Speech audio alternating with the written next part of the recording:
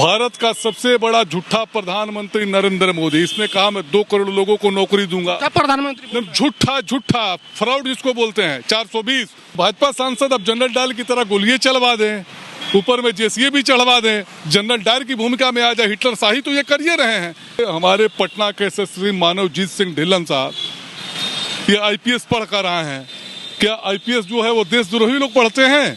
भारत सरकार से इन्होंने नौकरी ली है, क्या उन्होंने कोई खैरात किसी से लिया है? एक सिख होने के नाते इनको टॉर्चर किया जा रहा है। सिख होने के नाते? बिल्कुल, मैं सिख जाति से आता हूँ। बिहार में हमारे सिखों को बीजेपी वाले टॉर्चर कर रहे हैं। बिहार में सिख सुरक्षित नहीं है क्या? बिल्कुल सुरक्षित नहीं। बीजेपी का राज रहेगा, हम कभी सुरक्षित नहीं रहेंगे। मुसलमान भी यहाँ सुरक्षित नहीं रहेंगे अगर बीजेपी का राज रहेगा तो। भारत माँ के 4 सिपाही हिंदू मुस्लिम सिख ईसाई आपस में ये लड़ाना चाहते हैं। हम सबों का खून शामिल इस मिट्टी में। ये देश किसी के बाप का नहीं है, ये देश हम सबों का है। सिख को देखते हैं तो इनको खालिस्तानी नजर आता है, और मुसलमान भाई को देखते हैं तो इनको पाकिस्तानी नजर आता है। इनको मुसलमान में अब्दुल हमीद नजर नहीं आता है, इनको मुसलमान में अब्दुल कलाम नजर नहीं है, इनको आतंकवादी नजर आता है। सिख में इनको भगत सिंह नजर नहीं आता है। ये बीजेपी वाले वो हैं जिनके कार्यालय में तिरंगा झंडा कई सालों तक नहीं फहरा। हवाई चप्पल पहनकर आप कीचड़ में चलिएगा ना तो आगे चलिएगा तो पीछे से कीचड़ उछालता चलता है। तो वही काम है बीजेपी का। साथ में भी रहेंगे तो पीछे सारा आपका कपड़ा ये गंदा करते हुए चलेंगे। क्या मिलिए ऐसे लोगों से जिनकी सूरत छिपी रहे, नकली चेहरा सामने आए, असली सूरत छिपी रहे। नमस्कार, मेरा नाम कैफ है, आप द एक्टिविस्ट देख रहे हैं। इस वक्त हमारे साथ सरदार रंजीत सिंह जी हैं। इनसे बात करेंगे कि जिस तरीके से पटना एसएसपी पर निशाना साधा जा रहा है, लगातार भाजपा उनको ट्रोल कर रही है। भाजपा के अलग अलग नेता जो हैं, यहाँ तक कि मंत्री जो हैं भाजपा के, कानूनी कार्रवाई की मांग कर रहे हैं, बर्खास्त करने की बात कर रहे हैं। अभी दरभंगा से एक सांसद है, उन्होंने कहा है कि देशद्रोही का मुकदमा चले और पटना एसएसपी मनोजीत सिंह ढिल्लो जो हैं उनका आतंकियों से साठगांठ है, इसकी जाँच की जाए।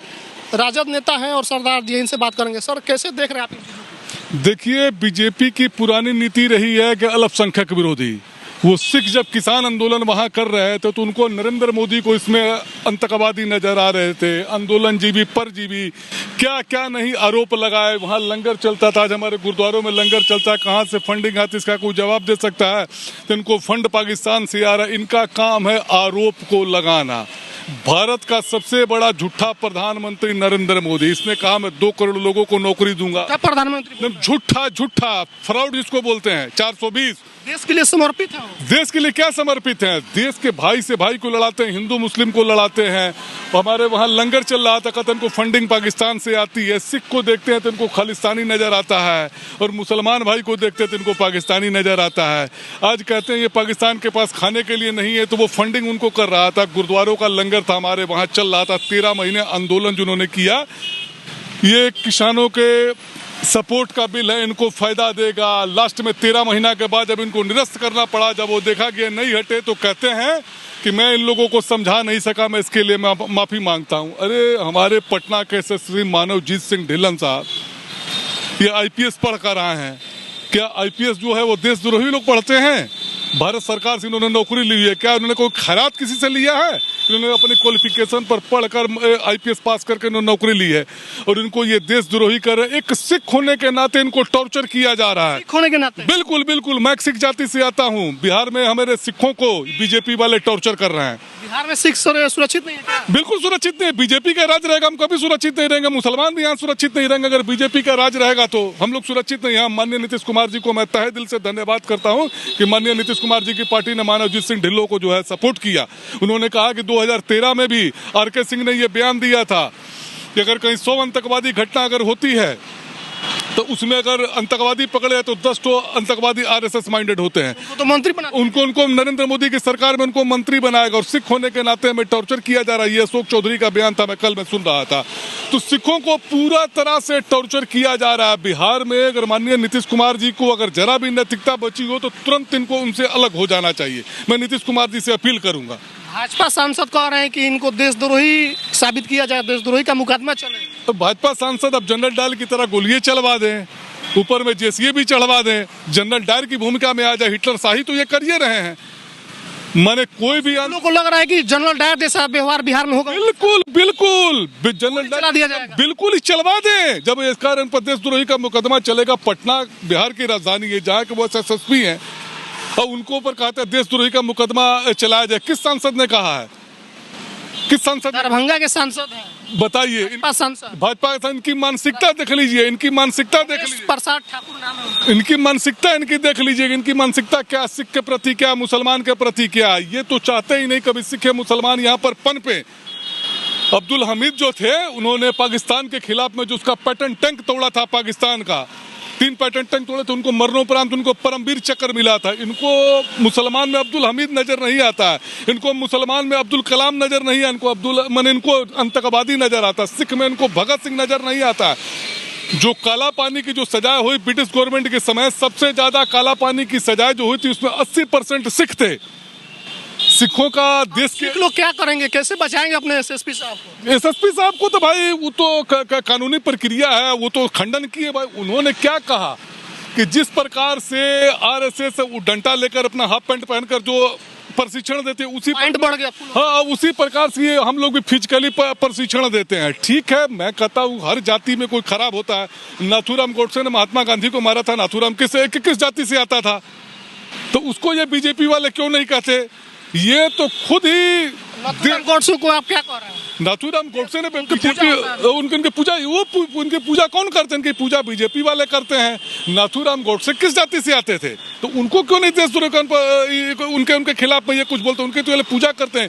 ये बीजेपी वाले वो हैं जिनके कार्यालय में तिरंगा झंडा कई सालों तक नहीं फहरा। सरदार पटेल ने देश में RSS को बैन कर दिया था। बिल्कुल यार, लगाई गई। ये RSS बिल्कुल बैंड होने लायक है। ये एकदम बिल्कुल सांप्रदायिक दंगा ये फैलाएंगे। भारत माँ के 4 सिपाही हिंदू मुस्लिम सिख ईसाई आपस में ये लड़ाना चाहते हैं। है हम सबों का खून शामिल इस मिट्टी में। ये देश किसी के बाप का नहीं है, ये देश हम सबों का है। ये जिस जगह पर आप खड़े हैं, इस जगह का नाम है पटना साहिब। यहाँ पर हमारे 10वें गुरु साहब श्री गुरु गोविंद सिंह जी महाराज जी का जन्म स्थान है। ये सिख होने के नाते मैं फक्र से कहता हूँ कि मैं उस जगह से आता हूँ जहाँ हमारे गुरु महाराज का जन्म हुआ। और बताइए, इस जगह पर ही हम लोग को इतना जलील कर रहे हैं बीजेपी वाले। मैं माननीय नीतीश कुमार जी आपसे अपील करता हूँ कि तुरंत से इस गठबंधन से आप अलग हो जाइए। कुर्सी के मुंह में इतना नहीं नीचे गिरिए कि सारे लोग आपसे खफा हो जाए। बीजेपी की तो नीति ही है कि मतलब एक दूसरे से लड़ाया जाए। बार हुआ है कि सिख समाज को इतना कंट्रोवर्सी झेलना पड़ रहा है बिहार में। नहीं, बिहार में तो देखिए, आगे तो वहाँ दिल्ली बॉर्डर पे जो आंदोलन हुआ, ये किसान आंदोलन हुआ, उसमें तो ये आंदोलनकारी कहते थे, परजीवी कहते थे, दंगाई कहते थे, खालिस्तानी कहते थे। हमें क्या क्या नहीं इन्होंने उपाधियां दी बीजेपी वालों ने। बीजेपी का मतलब ये 20 से बढ़कर जैसे झूठा जैसे पार्टी, ये मेरा कथन है। ये मन जैसे आप लोगों को आंदोलन जीवी कहा गया, आंदोलन कर रहे थे, तो अभी जीवी वाला शब्द पे बैन लग गया और संसदीय हो गया। तो भाई वो कहता है ना कि भाई तुम करो तो रासलीला, हम करें तो करेक्टर ढीला। ये जो करते हैं वो अच्छा करते हैं, हम लोग जो करेंगे वो खराब करेंगे। इनकी नीयत और नीति पे दोनों पे हमें शक है। बीजेपी की नीयत भी अच्छी नहीं है, इनकी नीति भी अच्छी नहीं है। देखिए, माली वो अच्छा होता है जिसके बगीचे में किस्म किस्म के फूल हो। माली वो अच्छा नहीं होता जिसके बगीचे में सिर्फ कमल का फूल हो। कमल का फूल होगा वो माली कभी बगीचे में नहीं होता है सर, पानी में ही होता है, मगर बगीचे में उसको रखा जाता है ना भाई। मैंने पानी में ही होता है। तो कहने का मतलब माली वो अच्छा है जिसके बगीचे में किस्म किस्म का फूल हो। माली वो अच्छा नहीं है जिसके बगीचे में सिर्फ कमल का फूल हो। ये सवाल जानना चाहेंगे कि एक तरफ हिंदू राष्ट्र की मांग होती है, दूसरी तरफ मुस्लिम राष्ट्र बनाने की तैयारी चल रही थी। कैसे देख रहे हैं? ये देश सबका है, सभी जाति के लोग रहते हैं। कल को आप लोग कहिए कि सिख राष्ट्र बन जाए। देखिए, एक सेकंड, हमारा संविधान क्या कहता है? भारत एक धर्मनिरपेक्ष राज्य है। ना ये वो हिंदू राष्ट्र है, ना ये मुस्लिम राष्ट्र है, ना ये सिख राष्ट्र है, ना ये ईसाई राष्ट्र है। ये देश हम सबों का है। लोग भी ये मांग कर रहे हैं। कोई देखिए 1-8% अगर कोई लोग मांग करता है, उस पर देशद्रोह का मुकदमा आप चलाइए। मांग जो हमारा संविधान कहता है, जो संविधान कहेगा उसी को नाम में मानना है, चाहे वो बीजेपी हो, चाहे वो कोई पार्टी हो। तो हमारा संविधान क्या कहता है? भारत एक धर्मनिरपेक्ष राज्य है, यहाँ पर सभी लोगों का स्थान है, सभी लोगों का स्थान है। तो ये हिंदू राष्ट्र कैसे हो जाएगा, ये मुस्लिम राष्ट्र कैसे हो जाएगा, सिख राष्ट्र कैसे हो जाएगा? देखिए, पूरे विश्व में एक नेपाल ही हिंदू राष्ट्र था, जो आज के डेट में वो भी खत्म हो गया, वो भी अब धर्मनिरपेक्ष राज्य हो गया। श्रीलंका का भी दशा देख लीजिए। श्रीलंका की दशा देख लीजिए, वो भारत की भी दशा वो होने वाली है। जिस अनुपात में यहाँ पर महंगाई बढ़ रही है, देखिए रुपया आज हमारा गिर रहा है, डॉलर देखिए बढ़ रहा है, पेट्रोल का रेट देख लीजिए, डीजल का रेट देख लीजिए, गैस सिलेंडर का रेट देख लीजिए, खाने की सामग्री का रेट देख लीजिए, चाय का, चाय पत्ती का, सरसों तेल का रेट देख लीजिए कितना हाई आज हुआ हुआ है। तो इन्होंने कहा था मैं 100 दिन के अंदर मैं महंगाई खत्म कर दूंगा, मैं सारा काला धन जो है स्विस बैंक से लेकर आऊंगा, आपको इतना काला धन आ जाएगा कि आपको ट्रेन पर चढ़िएगा तो आपको पैसा नहीं देना पड़ेगा, आप लोगों को इनकम टैक्स नहीं देना पड़ेगा। मैं तो आज बाबा रामदेव जी को ढूंढ रहा हूं जो कहते थे आपको 60 रुपए लीटर वाली सरकार चाहिए या 30 रुपए लीटर वाली सरकार चाहिए। आज हमारा पेट्रोल जो है 120 रुपए का लगभग में ढूंढ रहे हैं बाबा रामदेव को। बाबा रामदेव कहाँ सोइएगा, मिलेंगे। बाबा अन्ना हजारे कहाँ सोए हुए हैं? आज क्यों नहीं आते सड़कों पर? ये बीजेपी की दलाली करते हैं, जिसको सीधा सब शब्दों में कहा जाए। अन्ना हजारे हो, बाबा रामदेव बीजेपी की दलाली करते हैं, इनको बस बीजेपी की दलाली करनी है। और बीजेपी की सरकार इन्होंने बनाई है, ये लोग खुद सांप्रदायिक पार्टी हैं और संप्रदाय को लोग सपोर्ट करते हैं। कांग्रेस के राज में इनका कुछ चल नहीं रहा था, यूपीए के राज में, इसलिए इन्होंने इतने न झूठे झांसे दिए पब्लिक को। का हर खाते में 15 लाख आएगा, वो कहाँ गया 15 लाख? पत्रकार महोदय आपके खाते में कितना पैसा आया? 15 पैसा भी आया? 500 रुपया लॉकडाउन में 500 रुपए महिलाओं के अकाउंट में, महिलाओं के अकाउंट में आया था, वो आया था। इन्होंने कहा था 15 लाख दिया जाएगा, 500 आया, 500 आया, तो वो 500 रुपया क्या वैल्यू है? महिलाओं के खाते में अभी लॉकडाउन में आया 15 लाख रुपए, बाकी कहाँ गया? 14,99,900 500 रुपया कहाँ गया? ये एक नंबर के फ्रॉड इनकी। बताइए कि आप लोग क्या चाहते हैं एसएसपी साहब के लेकर के, आप लोग की क्या मांग है? देखिए एसएसपी, देखिए सिख समाज इससे बहुत आघात है।